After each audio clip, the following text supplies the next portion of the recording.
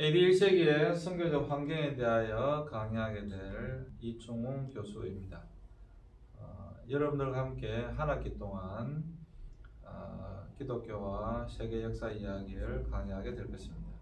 특별히 오늘은 초대교회가 선교할 때의 환경에 대하여 살펴보고자 합니다. 선교는 또 교회는 그 시대적 환경과 따로 떨어져서 존재할 수가 없습니다.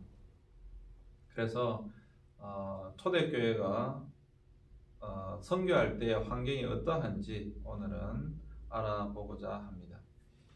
AD 1세기 선교적 환경은 크게 네 가지로 구분할 수가 있습니다.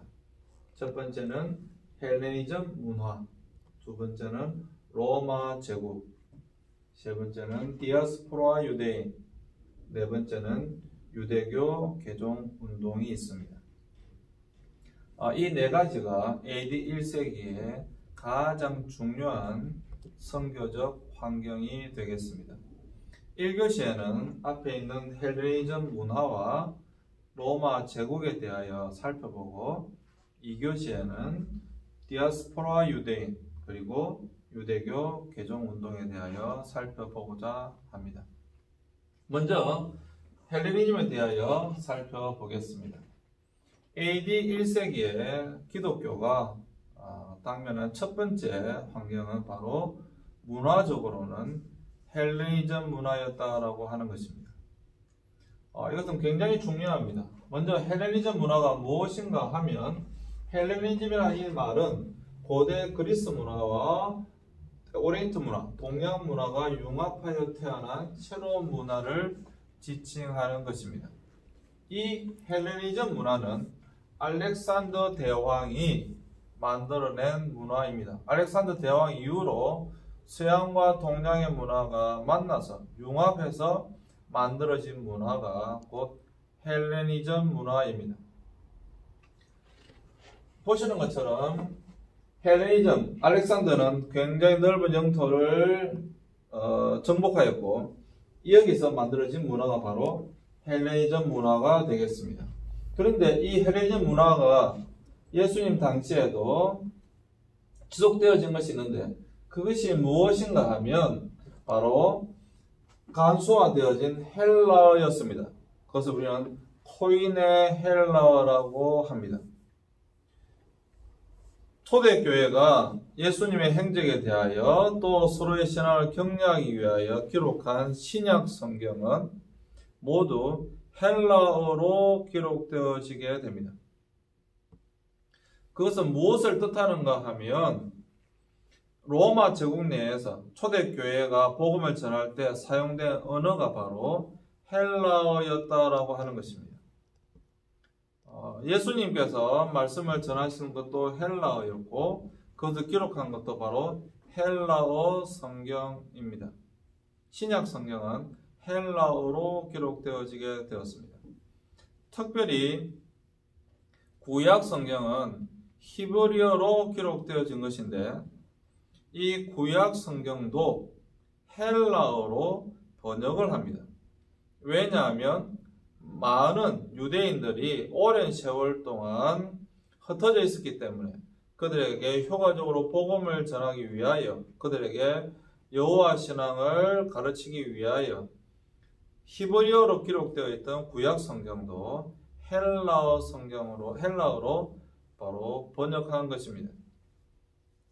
그것을 우리는 70인역이라고 합니다.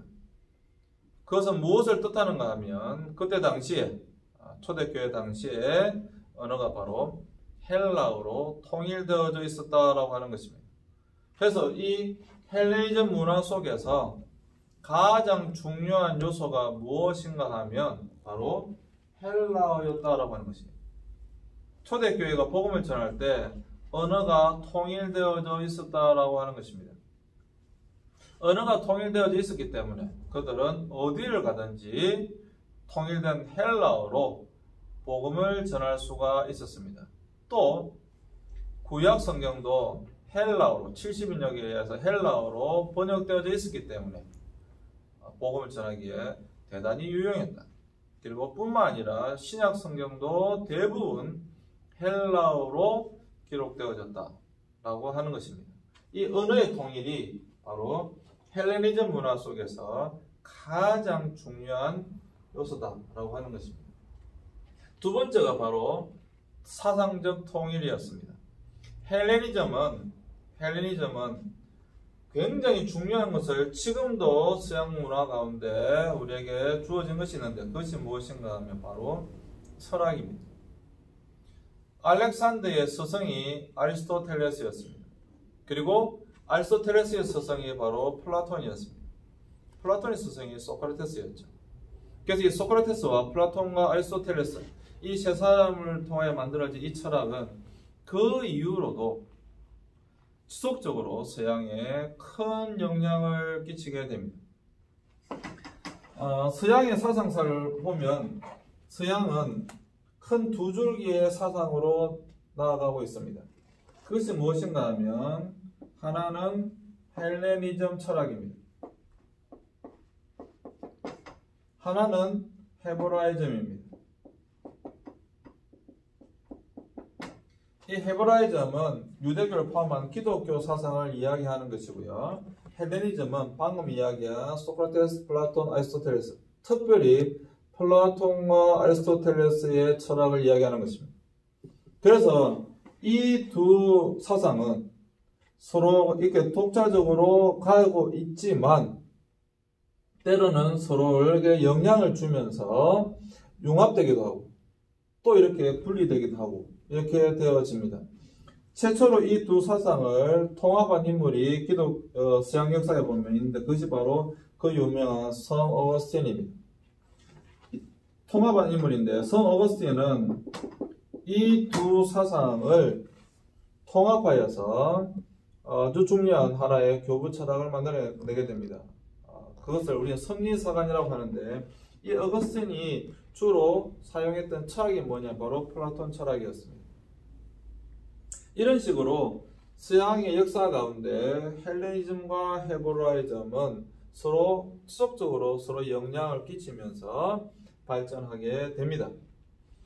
이 헬레니즘 철학 이것이 바로 초대교회 때도 이미 철학적으로 사상적으로 통일되어져 있다라고 하는 것입니다. 이것은 굉장히 중요합니다. 왜냐하면 내가 어떤 개념을 이야기할 때에 그 개념을 듣는 사람이 전혀 다른 문화라고 한다면 전혀 다른 사상이라고 한다면 그것을 이해하지 못할 때 그것은 복음을 전하기가 그렇게 쉽지 않습니다. 그런데 로마 제국 내에서 초대교회 때 이 로마 제국 내에서 사상적으로 그래도 이 헬레니즘 철학이 통일되어 있었기 때문에 복음을 전하기가 굉장히 유용했다라고 하는 것입니다. 우리가 대표적으로 한 가지 볼 수 있는 단어가 있는데 그것이 바로 무엇인가 하면 요한복음 1장 1절에는 태초에 말씀이 계시니라 라고 하는 이 말씀이라고 하는 단어입니다. 이 말씀이라고 하는 단어는 헬라어로는 로고스입니다. 근데 이 로고스라고 하는 것은 철학적인 용어입니다. 물론 이 로고스 우리는 말씀으로 번역하였지만 단순히 말씀만이 아니라 진리, 절대선, 최고적 진리, 절대적 의미 이런 그 모든 걸 포함하고 있는 철학적인 용어입니다. 그런데 태초에 말씀이 계시나 태초에 로고스가 있었다라고 하는 이 말씀을 들었을 때에 그때 당시 사람들은 받아들이기에 굉장히 쉬웠다라고 하는 것입니다. 그래서 초대교회 당시에 AD 1세기에 철학적으로 사상적으로 그들은 통일이 되어져 있었기 때문에 복음을 전하기에 쉬웠다. 굉장히 좋은 환경이었다라고 하는 것입니다. 자, AD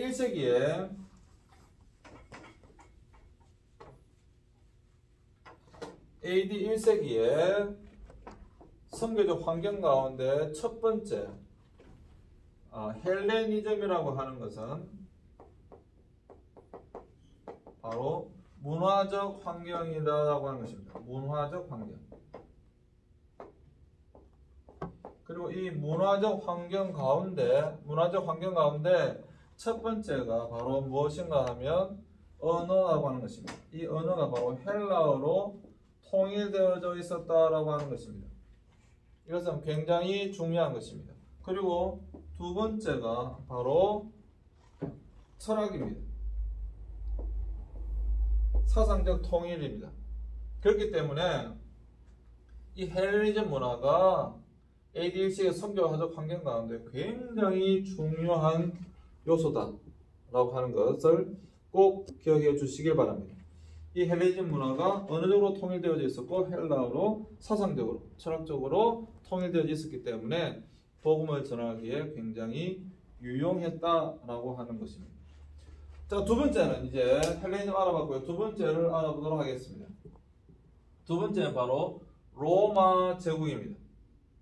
이 로마 제국, 이게 보시는 것처럼 이것이 바로 로마 제국인데 이 로마 제국은 광대한 영토를 차지하고 있었습니다. 그래서 AD 1세기에 정치적 환경으로는 바로 로마 제국이었다라고 하는 것입니다. 기독교와 로마 제국은 굉장히 뗄래야 뗄 수 없는 굉장히 중요한 환경이었습니다. 물론 로마는 지속적으로 기독교를 핍박했습니다. 로마 제국 내에서 기독교는 불법 종교였기 때문에 굉장한 핍박이 있었습니다. 그럼에도 불구하고 기독교는 로마 제국 내에서 굉장히 빠른 속도로 성장해 갑니다. 굉장히 빠른 속도로 기독교가 로마 제국 내에서 성장할 수 있었던, 전파될 수 있었던 그런 요소가 있을 텐데 그 요소가 무엇인가 하면 넘겨주십시오. 여기 보시면 로마 제국 내에서 굉장히 중요한 첫 번째 요소가 무엇인가 하면 바로 팍스 로마나입니다. 로마의 평화입니다. 앞으로 다시 지도를 넘겨주세요. 이 로마 제국 내에서 평화의 시기가 꽤 오랫동안 지속되어졌습니다. 그랬기 때문에 여행을 하기에 굉장히 좋았습니다. 만약에 전쟁이나 강도나 치안이 불안했다고 한다면 도시에서 도시로 이동하기가 그렇게 쉽지 않았을 것입니다.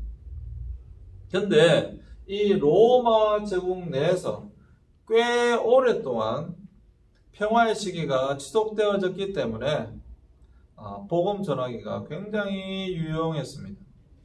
그래서 이 팍스 로마, 로마의 평화라고는 이 시기가 꽤 오랫동안 지속되어졌기 때문에 복음을 전하기에 굉장히 좋은 시기였다라고 하는 것입니다. 물론 핍박은 있었지만 어쨌거나 제국 내에서 평화가 꽤 오랫동안 지속되어졌기 때문에 복음을 전하기에는 굉장히 좋은 환경이었다라고 하는 것입니다.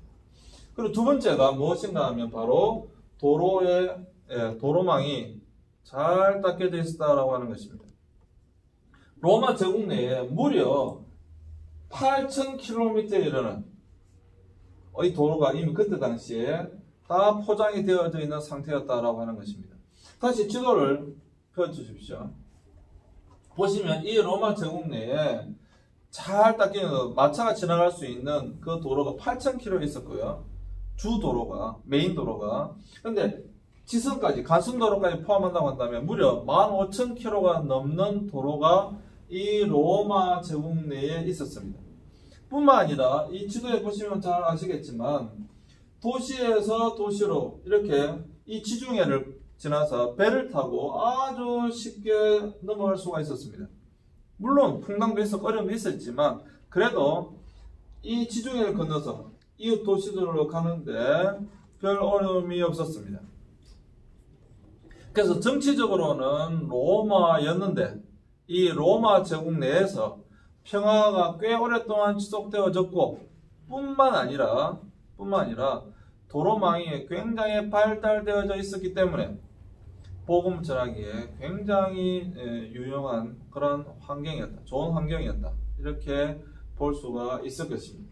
그래서 이러한 잘 닦여진 도로들을 통해서 특별히 사도 바울뿐만 아니라 초대교회 당시에 굉장히 많은 전도자들이 있었습니다. 그런 전도자들은 이렇게 도시와 도시를 넘어서서 로마 제국 내에서 복음을 전할 수가 있었습니다. 자, 여기 보시면 문화적 환경으로는 헬레니즘 문화였습니다. 두 번째 방금 살펴본 로마 제국이라고 하는 것은 바로 정치적 환경이었습니다. 정치적 환경. 근데 이 정치적 환경, 정치적으로는 로마 제국이었는데 이 정치적으로 중요한 요소가 두 가지가 있는데 바로 그 첫 번째가 로마의 평화였습니다. 평화 시기가 꽤 오랫동안 지속되어졌기 때문에 제국 내에서, 로마 제국 내에서 도시와 도시를 아주 별 어려움 없이 건너갈 수가 있었다라고 하는 것입니다. 이렇게 말하면 학생들이 저에게 질문을 합니다. 사도 바울의 고백 속에 많은 강도를 만나고 많은 위협이 있었는데 교수님 그건 어떻게 된 겁니까? 라고 질문을 합니다. 물론 강도도 많았고요. 위협도 있었고요. 도적도 있었습니다. 있었습니다. 그러나 일반적으로 보면 그 도둑이나 강도 지금도 있잖아요. 지금도 많은 위협이 있잖아요. 그런데 일반적으로 봤을 때 로마 제국 내에서는 평화의 시기가 꽤 오랫동안 지속되어졌기 때문에 복음을 전하기가 아주 용이했다라고 하는 것을 말씀드리는 것입니다. 전혀 강도가 없거나 위협이 없었던 것은 아니지만 그럼에도 불구하고 비교적 복음 전하기에는 아주 좋은 환경이었다라고 하는 것이고요. 두 번째가 바로 도로망이었습니다. 이 도로망은 육로뿐만 아니라 해로도 마찬가지입니다. 육지를 통해서 또 지중해를 넘어서 바다를 넘어서서 복음 전하기에 꽤 좋은 환경이었습니다. 여기서 굉장히 중요합니다. 복음을 전함에 있어서 내가 어떤 도시를 가려고 하는데 빠르게 갈 수 있다고 하는 것은 복음의 확산이 굉장히 중요한 인프라입니다. 그런 인프라가 로마 제국 내에서 형성되어져 있었다. 준비되어져 있었다라고 하는 것입니다. 그래서 이 로마 제국 내에서 기독교는 이 평화 시기와 또 이런 도로망이 잘 닦여져 있는 이런 것들을 통해서 복음이 아주 빠른 속도로 확산되어지게 됩니다. 그렇기 때문에 결국에는 기독교가 나중에는 로마의 국교가 되는 그런 기적도 그런 하나님의 은혜와 역사도 일어나게 됩니다. 자, 보시면 오늘 AD 1세기 선교환경 1교시에 두 가지에 대하여 살펴봤습니다. 첫 번째는 문화적 환경으로는 헬레니즘 문화였다. 이 헬레니즘 문화는 언어의 통일이 있었고 사상적, 철학적인 통일이 있었다라고 하는 것이고요. 두 번째로는 로마 제국, 이 로마 제국은 정치적 환경이었다.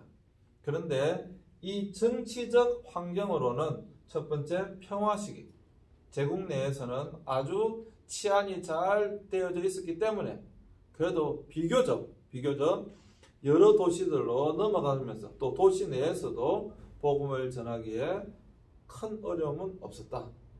그리고 두 번째는 다른 도시로 이동하기에 도로망이 아주 잘 닦여져 있었기 때문에 복음은 이 로마 제국 내에 닦여져 있는 이런 도로망들을 통하여서 육로뿐만 아니라 바다를 통해서도 잘 닦여져 있는 이러한 교통을 통하여서 복음이 로마 제국 내에서 빠른 속도로 확산되어지게 되어졌다라고 하는 것입니다. 이 두 가지를 여러분 잘 기억하고 계시길 바랍니다. 그리고 이거 끝마치고 나서 또 2교시에는 나머지 세 번째, 네 번째 말씀드리게 될 텐데요. 그거 합해서 여러분 중간고사 때 1번 시험 문제입니다. 이것이 중간고사 1번 시험 문제이기 때문에 여러분들 이것을 잘 정리하셔서 중간고사 볼 때 여러분 잘 답을 적으시면 되겠습니다.